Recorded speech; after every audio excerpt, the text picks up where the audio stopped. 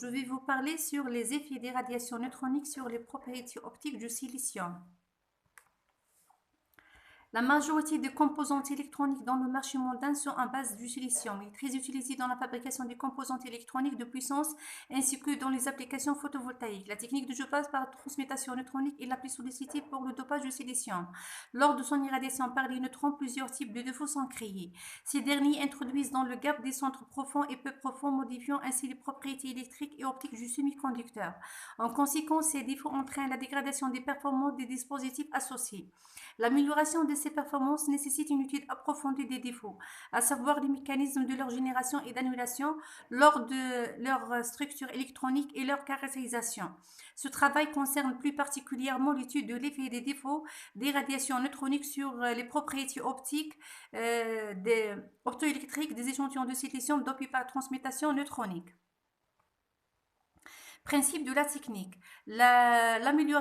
L'utilisation pratique de la réaction nucléaire de transmutation du silicium au phosphore a commencé aux environs des années 70. Cette technique est basée sur la transmutation des atomes du silicium qui se désintègrent par émission de particules bêta et dont le phosphore avec une demi-vie de 2,6 heures. Le but de cette technique est d'augmenter le nombre de phosphore dans la matrice du silicium pour réduire sa résistivité. Ceci se fait par l'introduction du niveau d'honneur par le phosphore dans la bande interdite du silicium à 0,04 électronvolts de la bande de conduction.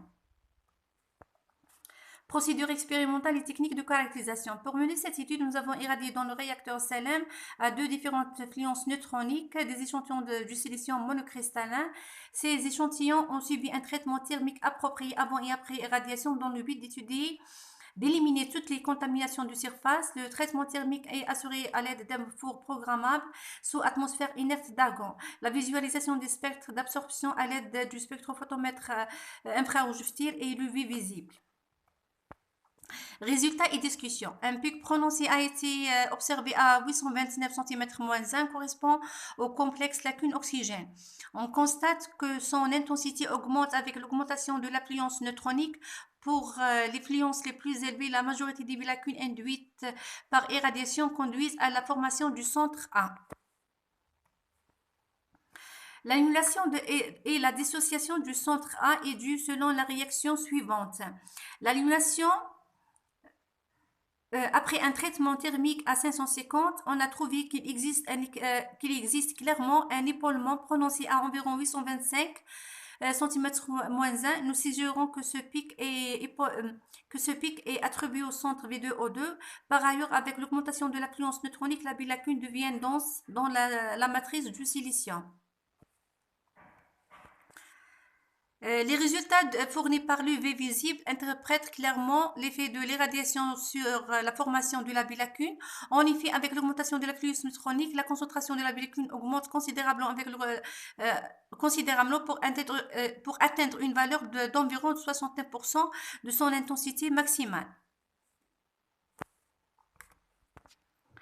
Après l'annulation complète de la bilacune, une quantité résiduelle qui persiste, un dépit d'un recueil thermique. Les résultats fournis par la technique UV indiquent que la disparition complète du pic 1.8 avec l'apparition de nouvelles bandes à 1.4 et 1.7 micromètres. Il est évident que la formation de ces nouvelles bandes est attribuée au complexe contenant des impuretés de lithium associées aux bilacunes ainsi que l'apparition de ces bandes confirme la transmutation du silicium.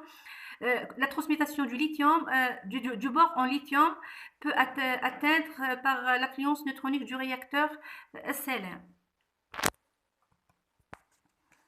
Conclusion et perspective. Dans cette présente étude, nous avons montré que l'irradiation du silicium par les neutrons conduisent à la formation des défauts. Nous avons constaté que la concentration de la bilacune augmente considérablement avec l'augmentation de l'affluence neutronique.